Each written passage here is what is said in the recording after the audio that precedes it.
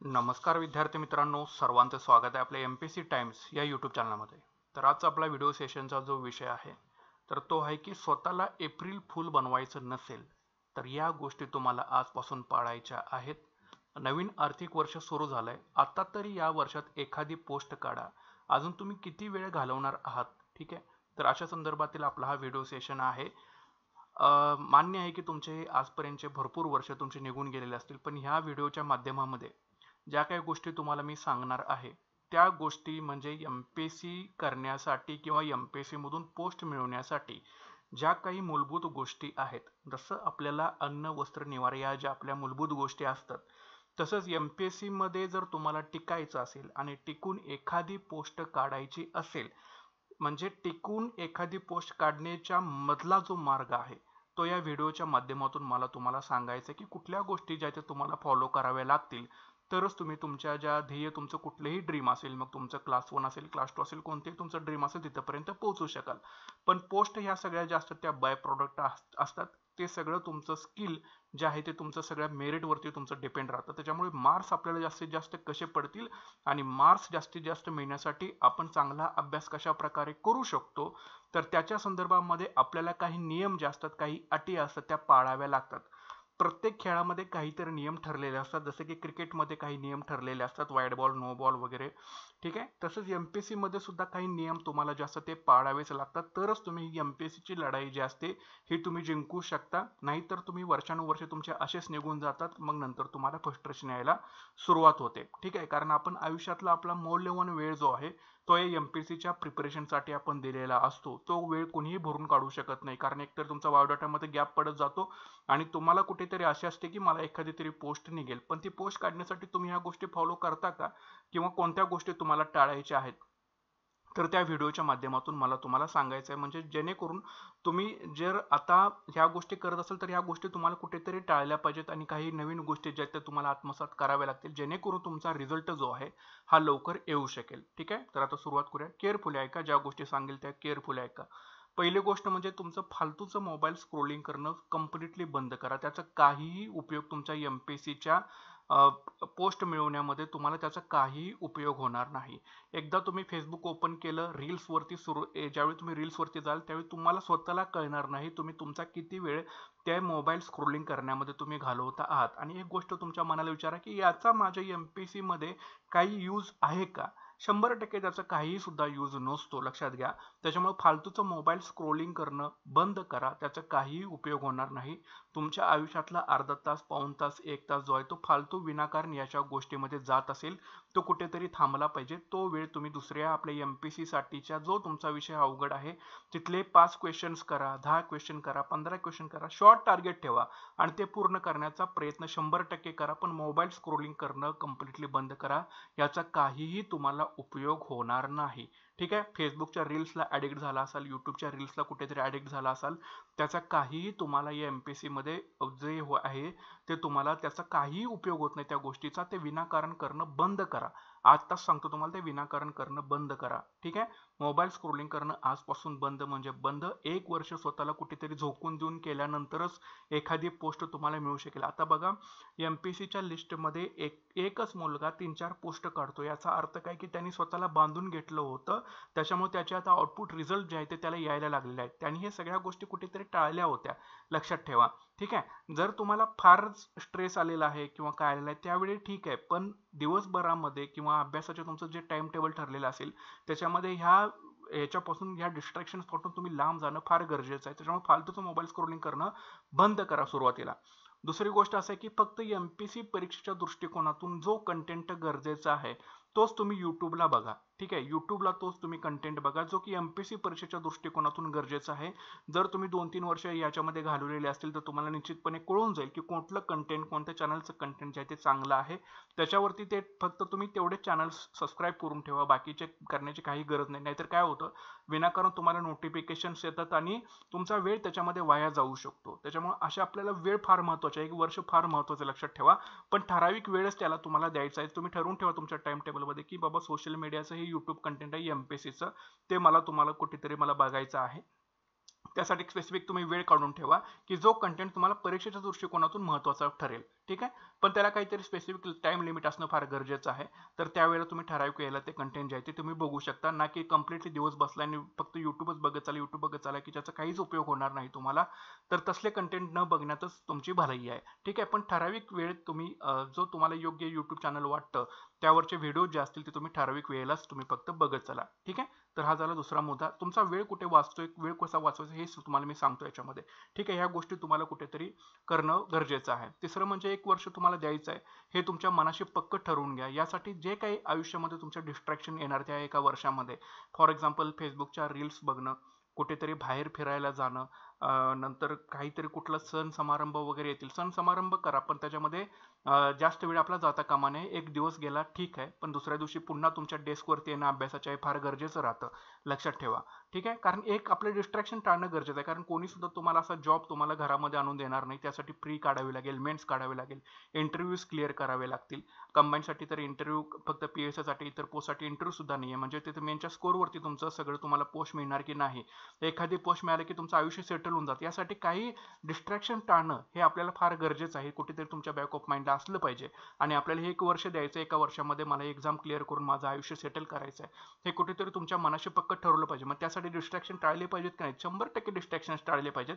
तर ह्या गोष्टी कुठेतरी तुमच्या बॅक ऑफ माइंडला असू देत. ठीक आहे, काही सुद्धा बाकीच्या गोष्टीला काही गरज नाही. 1 वर्ष द्या, पुढच्या नंतर 30-40 वर्ष तुमच्या रिलॅक्समध्येच जाणार आहेत. पण जर आत्ताच तुम्ही डिस्ट्रॅक्शन्स जर ह्याच्यामध्ये आला, यांनी बोलवलं त्याच्याबरोबर जा, त्यांनी बोलवलं त्याच्याबरोबर जा, काही गरज पडलेली नाही. 1 वर्ष द्यायचं आहे म्हणजे द्यायचं आहे. ठीक आहे, फारच गरजेचं काम असेल तर तुम्ही कुठेतरी जाऊ शकता, पण विनाकारण जाऊन गॉसिपिंग करणं याच्यामध्ये आता काही अर्थ नाही, लक्षात ठेवा कुठेतरी. पण 1 वर्ष द्यायचं आहे असं मनाशी पक्क ठरवा. त्यासाठी तुम्हाला डिस्ट्रॅक्शन जे असतील येणारे ते तुम्हाला टाळलेच पाहिजेत. पुढचा विषय असा आहे की मी दररोज 40 ते 50 पेजेस वाचणार आहे असं ठरवून घ्या कुठेतरी तुमच्या मनाला. हे 40 ते 50 पेजेस कधी वाचून होतील?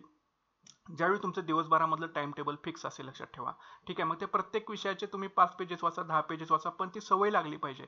तुमचं वाचनच काही होत नाही, मग तुमचा मॅक्झिमम वेळ हा फक्त मोबाईल हँडलिंगमध्ये जात असेल, फक्त विचार करण्यामध्ये जात असेल, फालतूचा विचार तो पण, कारण निगेटिव्ह थॉट्स येणार आहेत, कारण तुम्ही अजून तुमच्या मनाला ती सवयच लावलेली नाही वाचन करण्याची, आणि तुम्हाला फक्त पोस्टच पाहिजे. तुम्ही फक्त पोस्टचा विचार करत बसलाय, पण अभ्यासाला तिकडे बाजूला राहिलाय.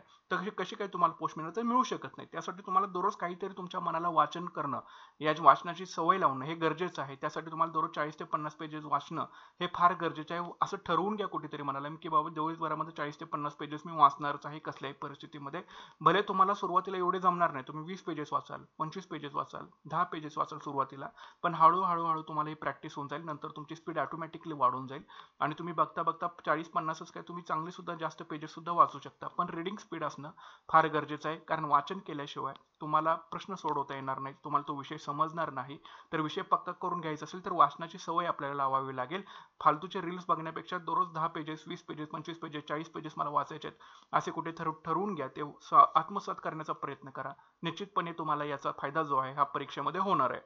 पुढचा जो पॉईंट आहे की मी दिवसभरामधील अभ्यासाचं नियोजन जे आहे, मला आज काही दिवस म्हणजे तुमचा दिवस इथं ऑर्गनाइज असला पाहिजे, लक्षात ठेवा का. ठीक आहे, आणि ते ऑर्गनायझेशन कसं असलं पाहिजे, तर त्याचं प्लॅनिंग जे आहे हे तुम्हाला आदल्या दिवशी करायचं आहे, ना की ते दिवस उठल्यानंतर. मग पुन्हा ऑर्गनायझेशनसाठी जर तुम्ही तुमचा जो फ्रेश टायमिंग असतो सकाळचा, ठीक आहे, तो जर तुम्ही 1 तास जर त्याच्यामध्ये घालवत असेल तर त्याला काही अर्थ उरणार नाही. त्याच्यामुळं उद्याचं नियोजन जे आहे ते आदल्या दिवशी तुमचं असणं गरजेचंच आहे, आणि त्यासाठी ते पूर्ण करण्यासाठी तुम्हाला 100% प्रयत्न जो आहे तो असला पाहिजे. म्हणजे तुमचं स्टडी प्लॅनिंग जे आहे ते ऑर्गनाइज वेमध्येच असलं पाहिजे, आणि त्याचं प्लॅनिंग जे आहे हे तुम्हाला आदल्या दिवशी बनवायचं आहे.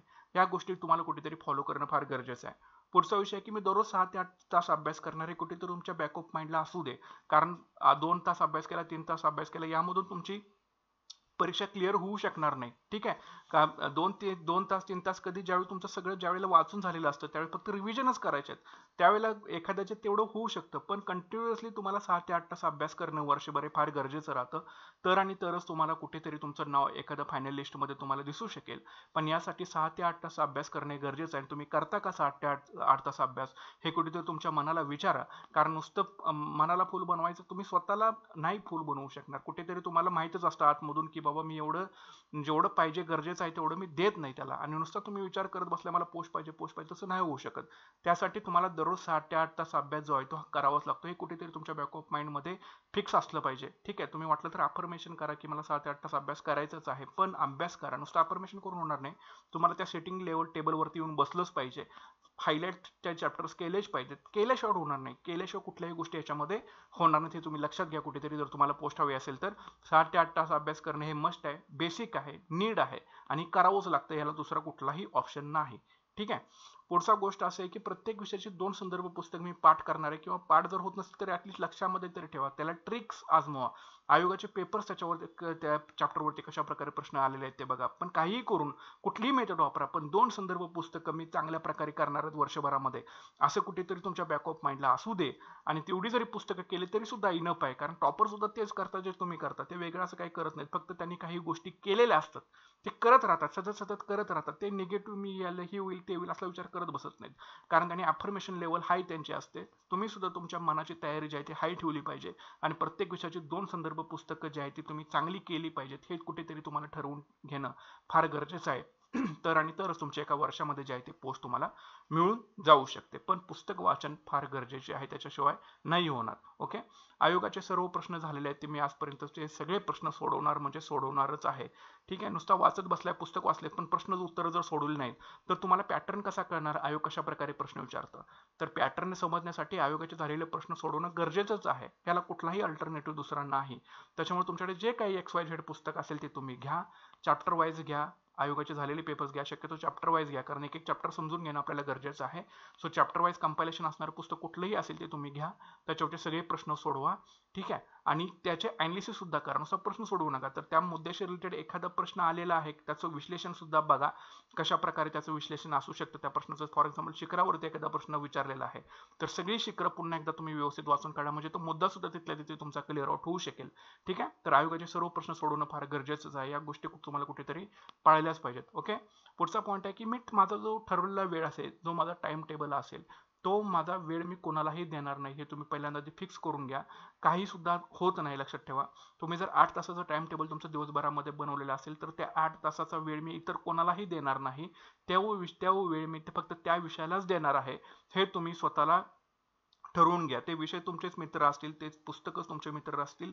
8 तासामध्ये इतर कोणालाही वेळ देऊ नका. फार इमर्जन्सी आली, फार गरजेचंच आहे तरच तो वेळ तुम्ही कोणाला तर देऊ शकता. अदरवाईज तुमचा वेळ अमूल्य आहे. 1 वर्ष तुमच्यासाठी अमूल्य आहे, कारण तुमचं पुढचं आयुष्य सगळं त्याच्यावरती डिपेंड आहे. त्याच्यामुळे तुम्ही जो वेळ ठरवला असेल अभ्यासाला तो कोणालाही देऊ नका. ठीक आहे. पुढचं आहे की मी मूडवरती कधी अभ्यास करणार नाही, हे आधी तुमच्या मनाशी कुठेतरी पक्क ठरवून ठेवा.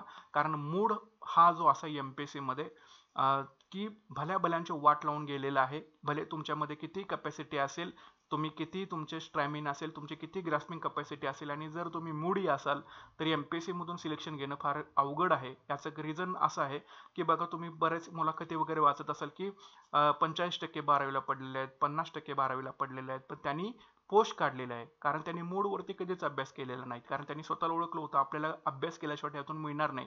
पण जे 80% वाले असेल, 90% वाले असेल, ते सगळे मूडवरती गेले, मी सहज करू शकेन, ओव्हर कॉन्फिडन्स मध्ये गेले, आणि त्यांची बरोबर माती तिथं झालेली आहे. त्याच्यामुळे मूडवरती अभ्यास करणं अजिबात तुम्ही कारण मूडवर जर तुम्ही करायला गेला तर तुम्ही दुसऱ्या अर्थाने काय करता, तुमचा आयुष्यातला वेळ जो आहे हा तुम्ही कुठेतरी वाया घालवता, आणि एकदा वेळ निघून गेला तर तो वेळ परत येत नाही. हे तुम्ही आधी कुठेतरी बॅक ऑफ माइंडला तुमच्या असू दे. त्याच्यामुळे मी मूडवरती अभ्यास करणार नाही. मी जो माझा टाइम टेबल दिवसभरामध्ये ठरवलेला असेल त्या वेळेमध्येच मी अभ्यास करणार, हे कुठेतरी तुमच्या लक्षामध्ये असू दे. त्याच्यामुळे मूडवरती अभ्यास अजिबात करू नका, कारण जर मी आत्ता मोडी झालो, आत्ता निवांत राहिलो, तर माझं येणारं आयुष्य पुढचं फार खडतर असेल, हे कुठेतरी तुमच्या लक्षात असू दे. त्याच्यामुळे मूडवरती अभ्यास करणं कम्प्लिटली आधी बंद करून टाका.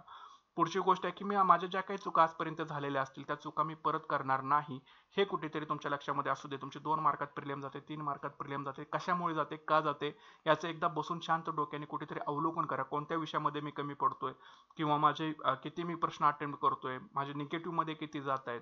ओके. काय मी अजून सुधारलं पाहिजे की जेणेकरून माझी ही चूक जी आहे ती माझी पुन्हा होणार नाही, हे कुठेतरी बसून तुम्ही कुठेतरी ठरवलं पाहिजे, आणि त्याची एक लिस्ट बनवा की त्या चुका झालेल्या ज्या आहेत त्या मी परत करणार नाही. निश्चितपणे तुम्हाला त्याचा फायदा परीक्षेमध्ये झाल्याशिवाय राहणार नाही. आणि शेवटचं असं पॉईंट आहे की या वर्षी जे आहे ते मी 100% माझी जी काही ताकद असेल ती मी पणाला लावणार आहे या वर्षामध्ये. काही होऊ दे, मला पुढच्या वर्षी माझं सिलेक्शन जे आहे ते असलं पाहिजे. आपण त्याच्या आधी सुद्धा पुढील वर्षी मी निश्चितपणे पोस्ट काढेन, पण त्याच्या आधी सुद्धा त्या पोस्टच्या लायक बनण्यासाठी मी आधी भरपूर मेहनत घेणार आहे. जे काही गरजेचं असेल त्या पोस्टसाठी, मग ते पूर्व परीक्षा काढणं असेल, मुख्य परीक्षा काढणं असेल आणि त्याच्या आधी सुद्धा अभ्यास करणं असेल पूर्ण ताकद लावून, ते मी 100% करणार आहे आणि भरपूर मेहनत घेणार आहे. कुठेतरी तुमच्या मनामध्ये ठरवून घ्या आणि मी स्वतःला फुल बनवणार नाही. कारण आजपर्यंत तुम्हाला भरपूर जणांनी फुल बनवलेलं असेल, पण इथून पुढे फुल जर तुम्हाला बनायचं नसेल, एप्रिल फुल जर तुम्हाला बनायचं नसेल, कारण पुढच्या 1 एप्रिलला तुम्ही पुन्हा हा माझा व्हिडिओ तुम्ही बघाल, त्यावेळेला तुम्हाला निश्चितपणे ह्या सांगितलेल्या गोष्टी कुठेतरी तुम्हाला निश्चितच आठवतील. कारण सरांनी सांगितलेला हा व्हिडिओमध्ये ह्या गोष्टी फॉलो करायला मी त्या केल्या नाहीत, पण मी कुठेतरी आता मागं पडलो. तरी सुद्धा त्यावेळेला तुम्हाला माझे शब्द नक्कीच आठवतील. जर पुढच्या वर्षीच्या आधी व्हिडिओ 1 एप्रिल यायच्या आधी जर तुम्हाला हा व्हिडिओ मध्ये सांगितलेल्या गोष्टी जर तुम्ही तंतोतंत फॉलो केल्या, निश्चितपणे तुम्हाला कुठेतरी यश मिळेल. आणि पोस्ट मिळाल्यानंतर याच्या व्हिडिओच्या कॉमेंटमध्ये तुम्ही नक्कीच एखादी कॉमेंट 100% मला ही पोस्ट मिळालेली असेल तुम्ही करू शकाल. या सुद्धा तुम्ही लायक नक्कीच 100% बनू शकाल आणि तुमच्यामध्ये आहे ते. कारण तुम्ही आजपर्यंत अजून थांबलेला आहात, याचा अर्थ तुमच्यामध्ये नक्कीच कॉन्फिडन्स लेवल आहे. तुम्ही 100% करू शकता. फक्त स्वतःला ओळखा, जागे व्हा, पेटून उठा आणि काही करून एखादी तरी पोस्ट 100% काढण्यासाठी झोकून द्या स्वतःला आणि अभ्यास करा. 7 ते 8 तास अभ्यास करा. काही सुद्धा अवघड नाही. 2-2 संदर्भ पुस्तकच तर तुम्हाला करायचे. तुम्हाला कुठं सगळे ग्रंथ वाचत बसायचे आहेत. 2 विषयाची, प्रत्येक विषयाची 2 संदर्भ पुस्तक चांगले फक्त करायचे आहेत. ठीक आहे, हायलाइट करा, रंगवून टाका, काहीही करा, कोणतीही ट्रिक लावा, पण 2 संदर्भ पुस्तक चांगल्या प्रकारे आयोगाचे झालेले सगळे पेपर्स, गणित आणि बुद्धिमत्ताची चांगली तयारी, कोणतेही एक पुस्तक गणित आणि बुद्धिमत्तेला वापरा. इनप आहे. चालू घडामोडीसाठी आपले व्हिडिओ सुद्धा चॅनलवरती येतील. व्यवस्थित करा, काही सुद्धा प्रॉब्लेम येणार नाही. निश्चितपणे तुम्हाला 100% पोस्ट जे आहे हे मिळून जाईल. आय होप तुम्हाला सांगितलेले पॉईंट समजलेले असतील. तर ह्या चुका ज्या असतील त्या टाळा तुम्ही आणि सांगितलेले मुद्दे नक्कीच तुम्ही विचार करा याच्यावरती आणि आपलं चॅनल सबस्क्राईब करायला कोणीही विसरू नका. भेटूयात पुढच्या व्हिडिओ सेशनमध्ये. Thanks for watching guys and all the best.